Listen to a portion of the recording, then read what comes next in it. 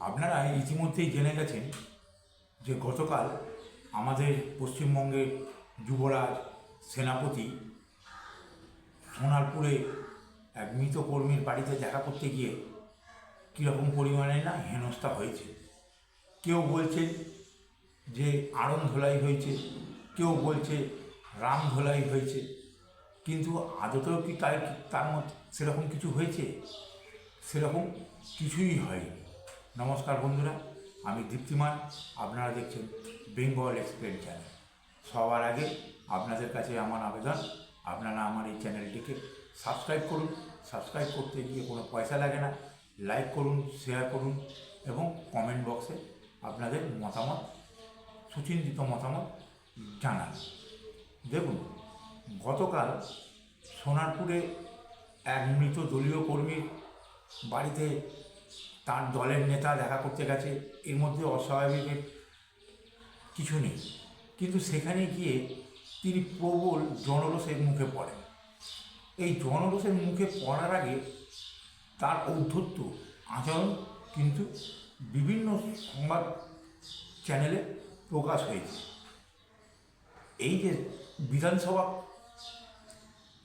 যে বিরোধী দলনেতা নির্বাচন যে কালীঘাটের টালিরচাঁদের বাড়ি থেকে হয়েছে, সেই নির্বাচনে যে বিধায়করা সই করেছিল, সেই সইয়ের মধ্যে 4 জনের সই জাল বলে সন্দেহ করা হচ্ছে।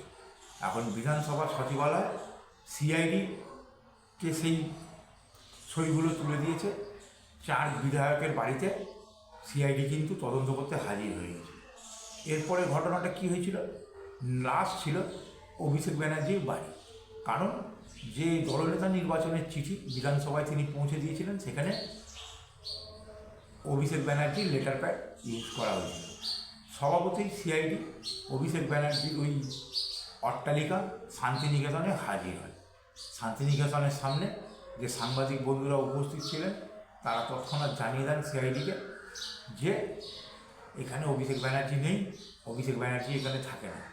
কোথায় থাকেন না, কালীঘাটের মোড়ে তার আরেকখানি বাড়ি আছে, সেই বাড়িতে তিনি থাকেন। সিআইডি পরিমরি করে সেখানে ছোটে, বাড়িতে ধাক্কাধাক্কি করে, কলিং বেল বাজায়। অভিষেক ব্যানার্জি নেমে আসলে তার হাতে চিঠিখানি ধরিয়ে দেয়। ওই চিঠিখানি পাওয়ার আগেই, চিঠিতে কী লেখা আছে বিষয়বস্তু জানবার আগে, তাকে সাংবাদিক বন্ধুরা ওই চিঠি সম্বন্ধে সব কিছু বিস্তারিত জানিয়ে দেয়।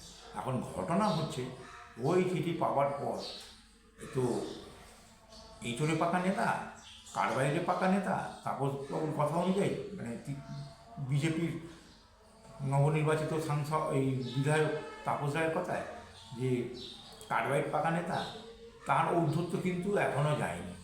ন্যাড়া কিন্তু বেলতলাতে একবার যায়। এই এমনই প্রকৃতির ন্যাড়া, এর কিন্তু বেলতলাতে বারবার যাবে। আগামী দিনে আপনারা এখানে দেখতে পাবেন। এর মধ্যে একটা ট্রমা এখনও কাজ করছে, ঘোর এখনও কাজ করছে, যে আমার সেই প্রভাব প্রতিপত্তি হয়তো যায়নি, তৃণমূল এখনও ক্ষমতায় আছে, আমি 200, 500, 1000 পুলিশ পরিবেষ্টিত হয়ে এখনও বিরাজ করে যাচ্ছে। সে ওখান থেকে বলে দেয় যে ওসব সিআইডি ফিআইডি দেখিয়ে আমাকে লাভ নেই, আমি ওসব জীবনে অনেক দেখেছি, সিবিআইয়ের মুখোমুখি অনেকবার হয়েছি, আমাকে ধরবার হলে ধরে নিক, অ্যারেস্ট করবার হলে করে নিক, না হলে যা পারে তাই করুন। তারপরেই তিনি জানিয়ে দেন যে তিনি 3টে, 3:30 নাগাদ সোনারপুরে যাচ্ছেন। তার এই ঔদ্ধত্যপূর্ণ আচরণ জনগণ কিন্তু ভালোভাবে মেনে নেয়নি। দেখুন, নির্বাচন চলাকালীন তাঁর যে উস্কানিমূলক মন্তব্য, সেটা নিয়ে কিন্তু বিভিন্ন জায়গায় অভিযোগপত্র জমা করতে শুরু করে দিয়েছে। এফআইআরও হচ্ছে তার নামে বিভিন্ন জায়গায়, বিভিন্ন জেলায়। তিনি কি বলেছিলেন না, 4 তারিখ যেদিন রেজাল্ট বেরোবে, বেলা 12টার পর ডিজে বাজবে, ডিজের সঙ্গে রবীন্দ্রসঙ্গীতও বাজবে। এখন আমরা কিন্তু জানতাম যে তাঁর এই ডিজে বাজানোর কথাটার মানে কী, মানে কী পরিমাণ যে সন্ত্রাস হতো তৃণমূল ক্ষমতায় আসলে, সেটা কল্পনাতীত। সব রেকর্ডকে কিন্তু ছাড়িয়ে যেত। এর সাথে মানুষের মনে ছিল এই ভাইপো সম্বন্ধে গভীর এক আক্রোশ, কারণ তৃণমূলের এই 15 বছরের শাসনকালে পশ্চিমবঙ্গে প্রথমত কোনো রিক্রুটমেন্ট হয়নি, কোনো শিল্প আসেনি, লাখ লাখ পশ্চিমবঙ্গের ছেলেরা বাইরে পরিযায়ী শ্রমিক হয়ে চলে গেছে। শুধু পশ্চিমবঙ্গের মধ্যে শিল্প বলতে একটি ছিল তোলাবাজি শিল্প, আর ওই শিল্পের মধ্যে 25-75% ভাগ ছিল। 75% কালীঘাটে ওই বাড়িতে যেত, সেখানে সব পরিবারের লোকেরা ভাগবাটোয়ারা করে নিত। এখন একজন সাধারণ সাংসদ, তার আয় কত? সাধারণ সংসদের ওই সাম্মানিক ভাতা আরও আনুষঙ্গিক ভাতা মিলিয়ে 4 লাখ 5 লাখ টাকার বেশি মাসিক আয় হয় না। তাহলে সে ওরকম অট্টালিকা বাড়ি বানালো কী করে? এরকম প্রশ্ন কিন্তু বাংলার মানুষের মনে রয়েছে। বাংলার মানুষ কিন্তু জানে এবং বিশ্বাস করে ওই বাড়িতে কোটি টাকা দামের উপরে ঝাড়বাতি রয়েছে, এসকেলেটার লাগানো রয়েছে। যদিও আমরা কিন্তু সেসব কিছুই দেখিনি। মানুষের মনে কতখানি আক্রোশ! একটি টিভি চ্যানেলের ডিবেটে যখন বসেছিলেন সব দলের নেতারা, সেখানে এক চাকরিহারা প্রার্থী ঠিক কী বলেছেন তৃণমূল নেতাদের উদ্দেশ্যে, আপনারা একবার সেটা শুনে নিন। আপনারা যে কাণ্ডগুলো করে গেছেন, আমি জানি না আমার চাকরিটা আছে কি নেই, আমি জানি না। তার জন্য দায়ী কে? আপনারা তো। আমি প্রশ্ন করবো না আপনাকে। আমার আগস্ট পর্যন্ত বেতন আছে। 19,000 যোগ্য শিক্ষাকর্মীদের বেতন আগস্ট পর্যন্ত। তারা জানে না তাদের চাকরিটা, তাদের কি অন্যায় করেছে, এমন ভেবে দিয়ে গেছেন আপনাদের এই অপদার্থ চোর সরকার। কলকাতার মনে মনে আপনারা কি সুফল বাংলা খুলেছেন, কিন্তু বাংলার মানুষ জানতো না যে সুফল বাংলা সবজি মান্ডিতে আপনারা মেধাবী যোগ্যদের চাকরিগুলো বিক্রি করবেন অর্থের বিনিময়ে। একটা অপদার্থ চোর দুর্নীতিবাদ সরকার। আগে আপনাদেরকে দায় নিতে হবে, তারপর আমি নতুন সরকারের কাছে প্রত্যাশা দাবি করব। আপনারা কোনো কথা বলবেন না, আপনারা কোনো কথা বলবেন না। আমি অল্প বয়সে আমার বাবাকে হারিয়েছি। আমার মতো হাজার হাজার ছেলেরা সংগ্রাম করে, লড়াই করে গ্রাম বাংলার বিভিন্ন প্রান্ত থেকে উঠে এসছে, শুধু শিক্ষকের মতো পেশাকে বেছে নিয়ে অন্যান্য পিএইচডি করেছে। আপনারা শুনলেন, এই হচ্ছে একজন প্রাথমিক শিক্ষকের আক্রোশ। তিনি তো আমাদের রাজ্যের একজন জনগণও বটে। এখন ঘটনা হচ্ছে, তার আগে তার পিসিমণি বা আমাদের বাংলার অগ্নিকন্যা মমতা, তিনি কি করেছেন? তিনি একবার ট্রায়াল রান দিতে বেরিয়েছিলেন। কোথায় ট্রায়াল রান দিতে বেরিয়েছিলেন? না, হাইকোর্টে, যে পরিস্থিতি কী, রাস্তা মসৃণ কিনা। কিন্তু বিধিবাম হাইকোর্টে যাওয়ার পর তাকে প্রচুর হেনস্থার মুখে পড়তে হয় এবং চোর স্লোগান শুনতে হয়। পড়ি কি মরি করে তিনি সেখান থেকে পাত্তারি গুটিয়ে সেই যে কালীঘাটের বাড়িতে ঢুকে গেছেন, তারপর থেকে তিনি ওই ফেসবুকে লাইভ করা ছাড়া আর তাকে কিন্তু রাস্তায় দেখা যায় না। এহানো পিসির গুণধর ভাইপো কিন্তু গতকাল ওই একটা ট্রায়াল রানই দিতে গেছিল। সেই ট্রায়াল রানে দিতে গিয়ে তার রথের চাকা ওই সোনারপুরের মাটিতে বসে যায়। এখন তৃণমূলের কর্মী মারা গেছে, এলাকার লোক শোক সন্তপ্ত থাকবে, এটা কিন্তু বাস্তব কথা। কিন্তু সেখানকার এলাকার লোকের অভিযোগ যে না, কোনো জনআক্রোশে তার মৃত্যু ঘটেনি, গণপ্রহারে তার মৃত্যু ঘটেনি, সে নেশাভান করত, নেশাভান করার ফলেই কিন্তু সে মারা গেছিল। এ হেন সঞ্জু কর্মকারের বাড়িতে অভিষেক ব্যানার্জি গতকাল দেখা করতে গেছিলেন, যে তার মৃত্যু ঘটিয়েছে শাসক দল। আমি আমার সহকর্মীকে, বাড়ির পরিবারকে সমবেদনা জানাতেছি। এখন আমরা সবাই জানি যে কোনো মৃত্যু ঘটলে এই পিসি ভাইপোর উদ্দেশ্যই হচ্ছে মিথ্যে কথা বলে মানুষকে বিভ্রান্ত করা। এসআইআরের সময় যে সমস্ত লোক, কেউ গরমে মারা গেছে, কেউ শারীরিক তার সমস্যা ছিল সেই কারণে মারা গেছে, নানান রকম কারণে। এরকমও দেখা গেছে যে তিনি লোন নিয়ে রেখেছিলেন, লোন পরিশোধ করতে পারছিলেন না, তিনি আত্মহত্যা করেছেন। পিসি ভাইপো কিন্তু এসআইআরের মৃত্যু করে চালিয়ে গেছিল। এখন পিসি হঠাৎ করে সেজে গুজে বসে একটা ফেসবুকে পোস্ট করে দিয়েছেন যে কি না, তিনি 2 জুন 2রা জুন শহীদ মিনারে ধর্নার নৃত্যানুষ্ঠান করবেন। সেখানে কি হবে না হবে তার মহড়া চলছিল ওই কালীঘাটের বাড়িতে। সেখানে তৃণমূলের তরুণ প্রজন্মের নেতা শোভনদেব চট্টোপাধ্যায় উপস্থিত ছিলেন, উপস্থিত ছিলেন চন্দ্রিমা ভট্টাচার্য, আর একজন ছিলেন ফিরাদ হাকিম। এই সময় খবর আছে যে অভিষেক ব্যানার্জিকে সোনারপুরে হেনস্থা করা হচ্ছে। কী করা হয়েছে একটা নেতাকে? না, কিছু লোক মহিলা এমনভাবে ঝ্যাঁটা হাতে করে ধরেছিলেন, দেখা গেছে যেন মনে হচ্ছে পুলিশের ওই বেয়নাট বা রাইফেল ধরে আছে তাক করে।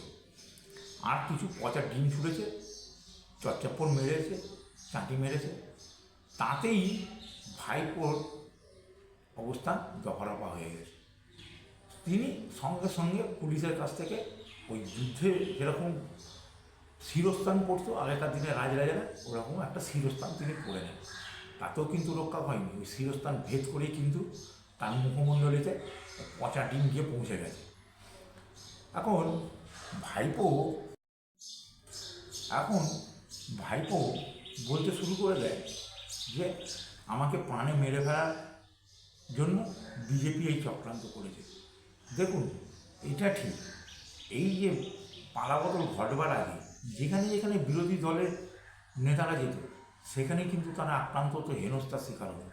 তখন কিন্তু এই তৃণমূলের নেতারা ওই টিভিতে বসে বড় বড় বাইক দিত, জন আক্রোশ। তারা বিধায়ক ছিল, কেউ সাংসদ ছিল, তারা জনগণের কোনো কাজ করেনি, সেটা জন আক্রোশ। সেটা যদি জন আক্রোশ হয়ে থাকে তাহলে কিন্তু এটাও জন আক্রোশী। এখন যারা রাজনীতির সঙ্গে যুক্ত, যারা রাজনীতি খানিকটা বোঝেন বা রাজনীতিকে নিয়ে একটু নাড়াচাড়া করেন, ঘাঁটাঘাঁটি করেন, তারা এই জনসমর্থন, জন আক্রোশের ব্যাপারটা কিন্তু ভালোভাবে বুঝতে পারবেন যে কারা এটা ঘটিয়েছে। এখন ভাইপো ভেবেছে, ভাইপো তো কোনোদিনও বিরোধী রাজনীতি করেনি, পিসির দৌলতেই সে নেতা। যে বিরোধী দলনেতা তৎকালীন শুভেন্দু অধিকারী, বর্তমানের মুখ্যমন্ত্রী, বলেছিলেন যে লিফটে করে উঠে আসা, কেউ কেউ বলেছেন যে প্যারাশুটে করে নামা নেতা। তিনি এবারে বুঝবেন যে কত ধানে কতটা চাল হয়। এতদিন পিসি মুখ্যমন্ত্রী ছিল, তিনি রাজার হালে ছিলেন, 200-500 পুলিশ নিয়ে ঘুরে বেড়াতেন, বুলেট প্রুফ কাঁচ লাগানো গাড়িতে চড়তেন, বলতে পারেন Z+ সিকিউরিটির ক্যাটাগরির তিনি নিরাপত্তা পেতেন। একজন সাধারণ এমপি, তার উপরে মানুষের কেন আক্রোশ থাকবে যে তাকে Z+ ক্যাটাগরির নিরাপত্তা নিয়ে ঘুরতে হবে? তার মানে তিনি জানতেন যে তিনি কি কি কাজ করছেন, তবেই না তিনি জীবনহানির আশঙ্কা করেছিলেন। আজকে বলছেন জীবনহানির আশঙ্কা, তখনও তো তৃণমূলের আমলেও তার জীবনহানির আশঙ্কা ছিল, তবেই না তিনি ওরকমভাবে পুলিশ বেষ্টনীর মধ্যে পরিবেষ্টিত হয়ে থাকতেন, পুলিশদের দ্বারা ঘেরাটপের মধ্যে থাকতেন। হেন ভাইপো তৃণমূলের সময় যখন রাস্তা দিয়ে যেত, যে রাস্তায় যে জেলার দিয়ে যেত, সেই জেলার পুলিশ রাস্তা ব্লক করে রাখত জনসাধারণের জন্য।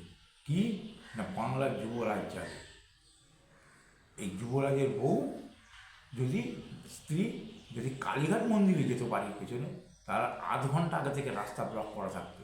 মানুষ অফিস কাছারি যেতে পারতো না, দাঁড়িয়ে থাকতে হতো যে কখন সেই মহারানী মন্দিরের উদ্দেশ্যে রওনা দেবে। মানুষের মনে কিন্তু ক্ষোভ রয়েছে। এখন যুবরাজ রাস্তায় নেমেছে, আক্রান্ত হয়েছে। এই আক্রান্ত হওয়ার ফলে কিন্তু একটা বিশাল মাইলেজ কিন্তু সে অলরেডি পেয়ে গেছে। সারাদিন ধরে টিভির মধ্যে বিভিন্ন চ্যানেলে ঘুরিয়ে ফিরিয়ে একই ঘটনা, সব ঘটনাকে ধামাচাপা দিয়ে একই ঘটনা কিন্তু বারংবার দেখিয়ে গেছে। এটা কিন্তু নেতা হওয়ার প্রথম ধাপ। এইখানে যদি আমাদের এই যুবরাজ যদি ভুল করে ভয় পেয়ে ঘরের ভেতর ঢুকে যায়, তাহলে কিন্তু তার কপালে অশেষ দুর্গতি আছে, আক্রান্ত হবে, টিভি চ্যানেলে খবরও হবে। এখানে কিন্তু বিজেপির কর্মীরা অহেতু একটা বাচ্চা ছেলেকে এরকমভাবে হেনস্থা করে মাইলেজ দিতে শুরু করে দিয়েছে। কোনো কিছু দরকার ছিল না, কোনো কিছু করারও দরকার ছিল না। বিজেপির নেতাদের উচিত এই এলাকার জনগণগুলোকে শান্ত থাকার বার্তা দেওয়ার, যা হবে আইনের পরিভাষায় হবে। যুবরাজ রাস্তায় নেমেছ বিরোধী দল করতে, দেখো যে বিরোধী রাজনীতির তপ্ত উঠোনে যখন পুলিশের ডান্ডা পিঠে পড়বে, এখনও পড়েনি, পুলিশের ডান্ডা পিঠে পড়বে, তখন চিরবিদায়টা কেমন হয়। 15 বছর বিরোধী দলের নেতাকর্মীদের উপর অনেক অত্যাচার করেছ, হাজার হাজার পরিবারকে ধ্বংসের মুখে ঠেলে দিয়েছ, নিঃশেষ করে দিয়েছ, 26,000 লোকের চাকরি খেয়ে নিয়েছ, 26,000 পরিবার শেষ, 32,000 প্রাথমিক শিক্ষকের চাকরি ডামাডোল অবস্থায় রয়েছে, চলে গেলে সে পরিবারগুলোও শেষ। অকারণে বিরোধী দল করার অভিযোগে প্রচুর লোককে কর্মীকে জেল খাটিয়েছ, গ্যাঁজা কেস দিয়েছ, আর্মস কেস দিয়েছ, মদের কেস দিয়েছ, চোলাই পাচারকারীর কেস দিয়েছ, কিন্তু সবগুলোই ঘটিয়েছিল তোমার দলের নেতারা। তোমার দলের নেতারা গরু পাচার করত, কয়লা পাচার করত, সোনা পাচার করত, মানুষের টাকা লুট করেছিল, নেতাদের বাড়ি থেকে, পাটক্ষেত থেকে, খাটের তলা থেকে বস্তা বস্তা টাকা এখন উদ্ধার হচ্ছে, পার্টি অফিসগুলো থেকে ত্রাণের সামগ্রী উদ্ধার হচ্ছে, বস্তা বস্তা তিরপল, কম্বল, বাসনকোসন, বালতি, কি পাওয়া যাচ্ছে না, সব লুট করে বাংলাকে শেষ করে দিয়েছে। বাংলার জনগণ কিন্তু ক্ষিপ্ত, যেখানেই যাবে, যে রাজপথে দেখতে পাবে, প্রস্তুত থাকো এই পচা ডিমের অভ্যর্থনার জন্য, চোর চোর শোনার জন্য, চত্তাপ্পর খাওয়ার জন্য, মাথায় চাটি পড়ার জন্য। গাড়িতে বসে তো আর হেলমেট পরে যাওয়া যায় না, হেলমেট পরে যেতে গেলে আপনাকে ওই বাইকে চেপে যেতে হবে, আর বাইকে চাপার যদি দুঃসাহস দেখিয়েছেন তাহলে কিন্তু আপনার কপালে অশেষ দুর্গতি আছে। গণতন্ত্রে যেরকম কোনো মৃত্যু কামনা না, গণতন্ত্রে যেরকম কাউকে হুমকি দেওয়া কাম্য না, বিকেল দুপুর 12টা বাজলে ডিজে বাজবে, ডিজের সাথে রবীন্দ্রসঙ্গীতও বাজবে, বলাটা যেরকম কাম্য না, এই কথাগুলো তো এক প্রকার হুমকি ছিল, তেমনি কোনো বিরোধী দলের নেতাকে হেনস্থা করাও কিন্তু কাম্য বলে আমি মনে করি না। কিন্তু এই কালচার যতদিন বামফ্রন্ট সরকার পশ্চিমবঙ্গে ক্ষমতায় ছিল সচরাচর খুব একটা দেখা যায়নি। কংগ্রেসের নেতা নেত্রীরা প্রচার করেছে, তৃণমূলের নেতা নেত্রীরা প্রচার করেছে, বিজেপির নেতা নেত্রীরা প্রচার করেছে, কোথাও কিন্তু তাদেরকে এরকমভাবে হেনস্থার মুখে পড়তে হয়নি।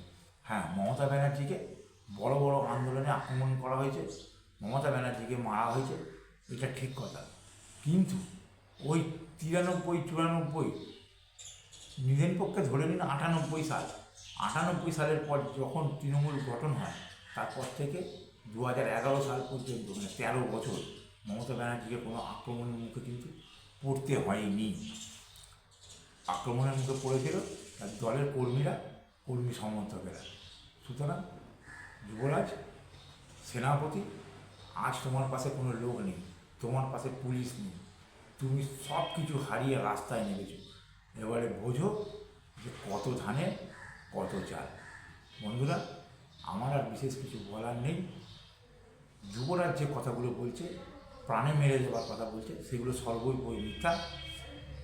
নন্দীগ্রামে পিসি অর্থাৎ মমতা ব্যানার্জির ওই পা ভেঙে যাওয়ার নাটক করার পর তিনি কিন্তু সোজা পিজি হসপিটালে, সরকারি হসপিটালে ঢুকেছিলেন। এক্ষেত্রে যুবরাজ কিন্তু আতঙ্কে পিজি হসপিটালে যায়নি ধরা পড়ে যাওয়ার পর, তিনি গেছিলেন অ্যাপেলো হসপিটালে। সেখান থেকে ডাক্তাররা তাকে পর্যবেক্ষণ করে পরিষ্কারভাবে জানিয়ে দেয় এমন কিছু হয়নি যে তাকে হসপিটালে ভর্তি রাখতে হবে, তাকে প্রেশার বেড়ে যাওয়ার ওষুধ এবং তার সাথে ওই প্যান40 জাতীয় ওষুধ দিয়ে লিখে ছেড়ে দিয়েছে। এমন কোনো জায়গায় ছুটে যায়নি যে তাকে ব্যান্ডেজ করতে হবে বা মার্কোক্রোম লাগাতে হবে, সেরকম কিছুই ঘটেনি। বন্ধুরা, আমি আর বিশেষ কিছু বলবো না। আপনারা সাবস্ক্রাইব, লাইক, শেয়ার করুন, কমেন্ট বক্সে আপনাদের সুচিন্তিত মতামত লিখুন।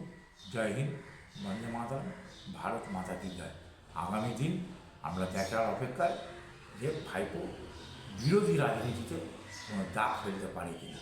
তবে আমার যতদূর ধারণা, এই ধরনের নেতা, এই ধরনের বালখিল্য নেতা, যে যার ভাষা গুন্ডাদের ভাষার সমতুল, তার কথা শুনে কোনো কর্মী রাস্তায় নামবে বলে আমার মনে হয় না।